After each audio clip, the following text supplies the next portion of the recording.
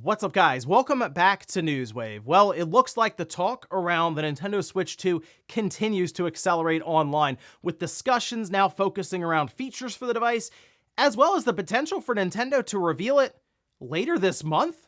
We'll talk about that here today. Also, we are going to be taking a look at, I'd say, an exciting RPG that appears set to finally go multi-platform, and we'll also be taking a look at the NPD sales charts as it gives us our first real look at how Final Fantasy 16 as well as Diablo 4 did in the US. Guys, if you enjoy these videos, make sure you hit that like button, helps out a ton, and if new here to the Spawnwave channel, make sure you subscribe down below. And we're going to start today with Xbox at Gamescom. We had briefly talked before about how it looked like Microsoft was going to go big at Gamescom, this happening basically the last week in August, I believe, starting on the 24th. And, well, now there's a bit of concern coming up, specifically around their big title, Starfield, not being playable at the event. First, though, let's take a look at this over on Pure Xbox. They do say there's going to be 3 days of approximately 3-hour live streams. This just kind of detailing all the different things they have on the show floor, so that's a lot of time to fill. We'll see how that goes, but Starfield and Forza Motorsport will make an appearance via exclusive theater presentations, as in people there will get a look at it, and I guess people at home watching through stream won't. But I guess technically we'll be like 2 weeks out from Starfield releasing, and remember, there is early access, so I guess even shorter than that technically for the people who buy in there. Now, I don't look at this as, oh, this is bad, like something's wrong with Starfield, because at that time, most likely, reviewers were already playing the game anyway, so it's not like the game wouldn't be in a certain shape to have playable. I can only assume that setting up a demo and developing that slice would just be more work than it's worth for Gamescom because it's so close, and how do you really demo a game like that to just drop someone in? That's all I can think of at this point, because the marketing has been a bit head-scratching, as people have pointed out for Starfield, but hey, when we get to release, we'll see what we have with Bethesda's big-time RPG. I mean, it's dropping right in the Game Pass, we can at least download and try it, right? Also, we did hear from Andrew Wilson during that EA conference call about their earnings and stuff, and discussed a bit about the future for Battlefield, which I'm sure a lot of old-time Battlefield fans are not going to be excited to hear this, but let's take a look. This posted up over on GameSpot, who says that EA CEO Andrew Wilson says the next entry will be a reimagination of Battlefield, then went on to say that it's going to be a truly connected ecosystem. So it's going to come back in an entirely new way. They've tried to reboot or reimagine Battlefield many times, and it really hasn't worked out recently at all. 2042 has not been good for them, and the way they're discussing this would be more of a platform, quote unquote, an ecosystem, and it's like, just release a good multiplayer game. I know there's a lot of these companies are very enamored with the idea of having one game that they can basically sit on and develop for 10 to 15 years, it seems like, and make a ton of money off of it. But I don't know, back in the day we were getting all these Battlefield games and they were consistently good. Those kind of the days I want to go back to. Back to basics, not how many battle passes can you sell in a year. Oh, and it does look like a couple of Game Pass releases may have leaked a little bit early through, well, Xbox just sending out the notification, I guess a bit early. This we can see posted up by Game Pass Tracker, who noticed and screenshotted this, that being Baldur's Gate 1 and 2 going to Game Pass. This, as they mentioned, did happen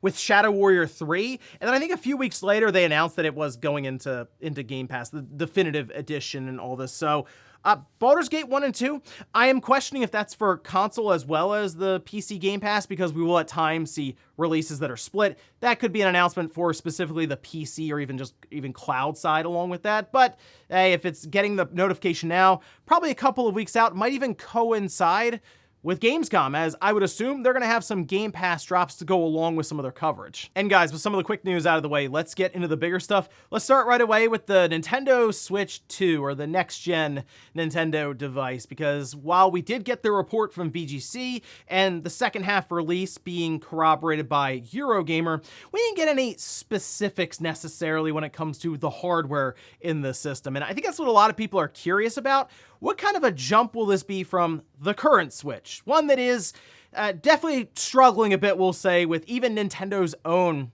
titles that have been coming out. Well, Nate did have his Nate the Hate podcast and talked with MBG about some things he had heard, and then also mixed in with a lot of speculation, right? Trying to figure out some of the bits of info that are out there and what would make sense for Nintendo, where they cut down on certain costs, but then also maybe work to improve aspects like the storage, which, yeah, 32 gigabytes, probably need to up that a bit. Even 64 for the OLED, probably need to go up to, I figure, at least 128 gigabytes. Although Nate did mention, maybe 512. Again, speculation there. But one thing he did discuss had to do with the screen that's been named an LCD, really, not OLED. So that caused a bit of a division online, some frustration that Nintendo would go away from OLED.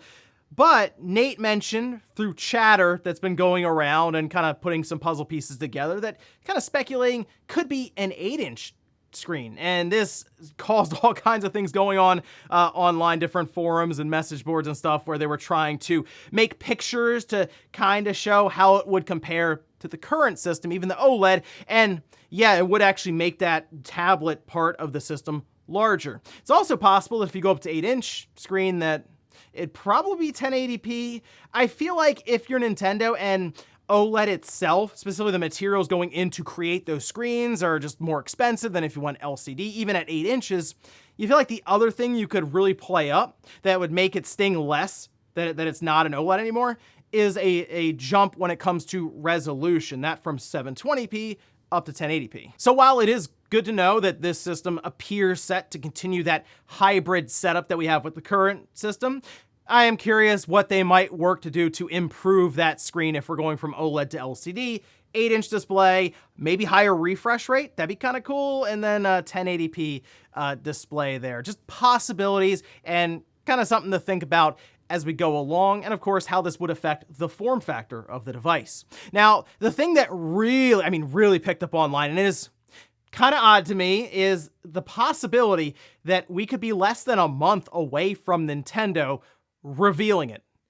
Yes, and apparently the event that's kind of being called out is Gamescom. Well, we can see this posted up, and from what I can tell, this is the source start menu, where they say the source that they have access to, which is in regular contact with multiple studios and platform holders across the industry, told Start Menu that Nintendo plans to announce a follow-up to the Switch at Gamescom, which is not what I would expect. But then Lex did take it to Twitter, or X, saying, adding clarity to this because the paragraph write-up implies I said it will be announced at opening night live, that being with Jeff Keighley. I make it very clear in my report that I think it's likely that announcement at Gamescom could just mean announced, confirmed, shown to business partners, and not to the public.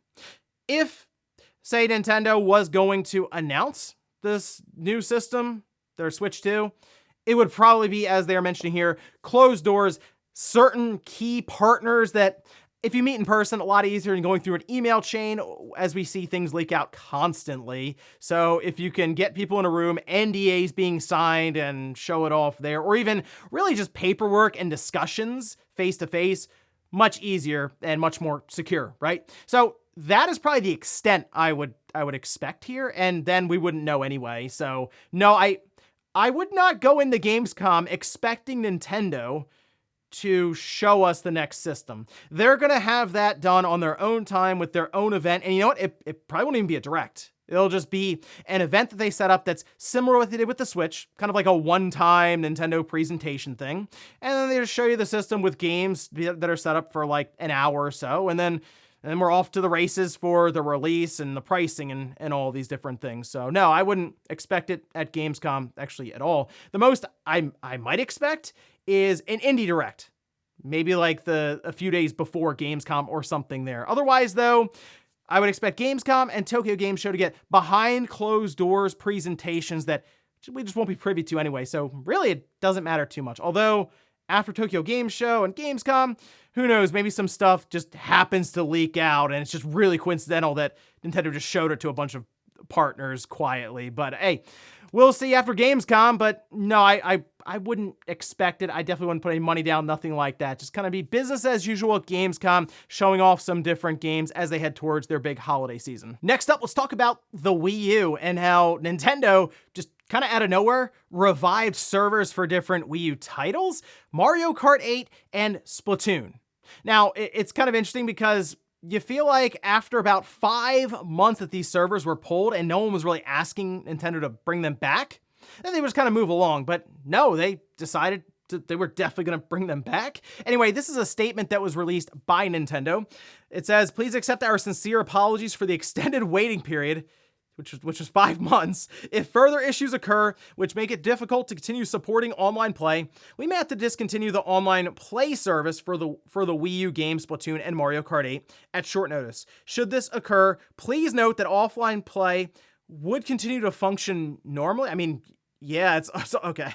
"Thank you for your patience and understanding." So, from what I can tell, what ended up happening here was that there was a situation where a vulnerability was found that had to do with the online for these different titles and would allow a person to remotely execute code on your device, on your Wii U. And that is a massive security issue that Nintendo had to get resolved. We know they have their HackerOne program and stuff, so very possible that it was made public, it was disclosed to them, and they paid out or whatever they had to do there, and then they worked through the situation, in which case they were able to bring back Mario Kart 8 and Splatoon, which again is interesting because we have Mario Kart 8 Deluxe and now Splatoon 3 on the Switch, but I guess there were enough people who cared about 12 people. I don't know. I am curious who out there is jumping on, because they're back today. Who out there is jumping on Mario Kart 8 and Splatoon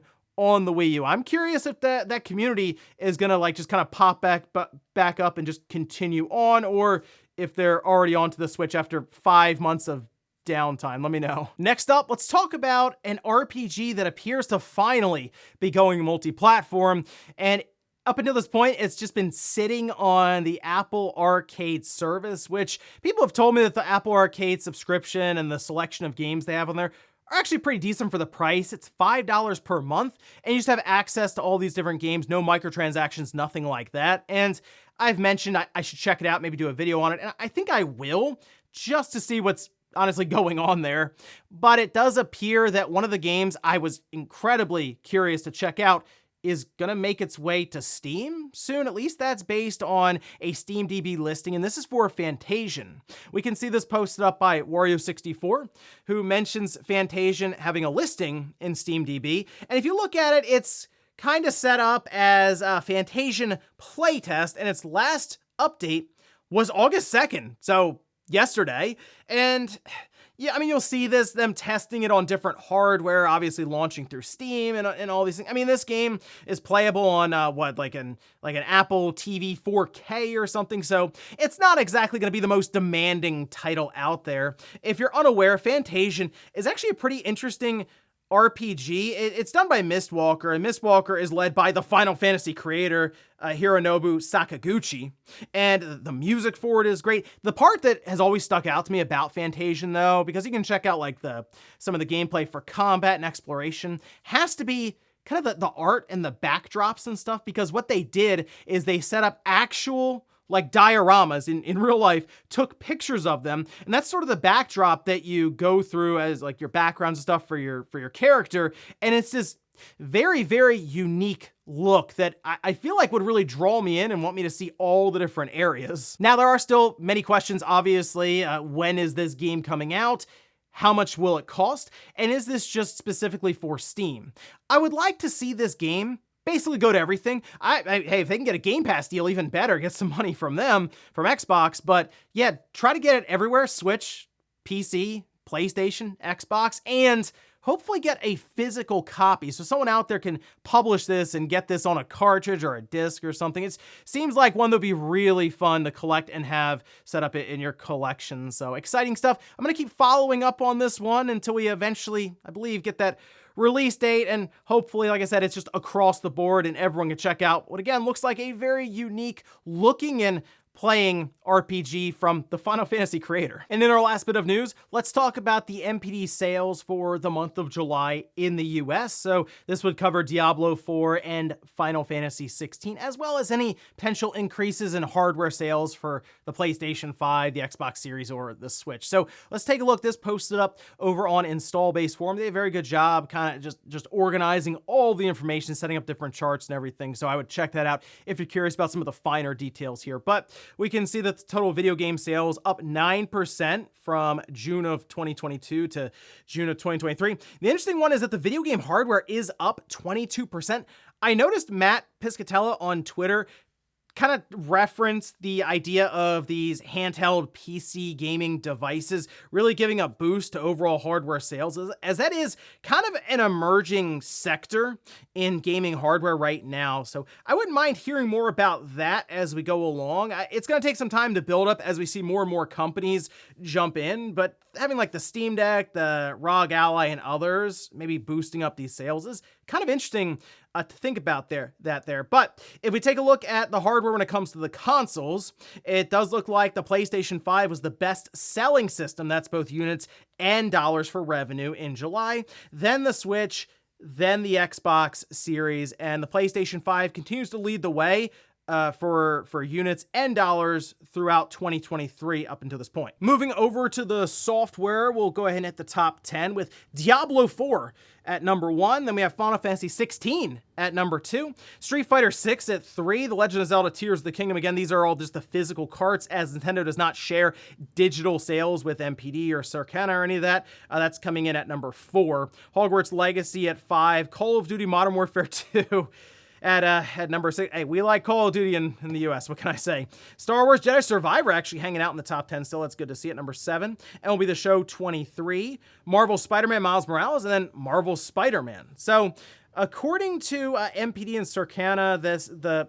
Street Fighter 6 actually did really, really well, with it doubling up sales of Street Fighter V when it debuted in February 2016. In fact, they go on to say the Street Fighter VI had the highest launch month dollar sales for a head-to-head fighting game since April 2019, that being, of course, the launch of Mortal Kombat 11. Unfortunately, we didn't get too much more information about Final Fantasy 16, maybe how it stacked up against some of the previous entries, but it coming in like just below Diablo 4 at number 2.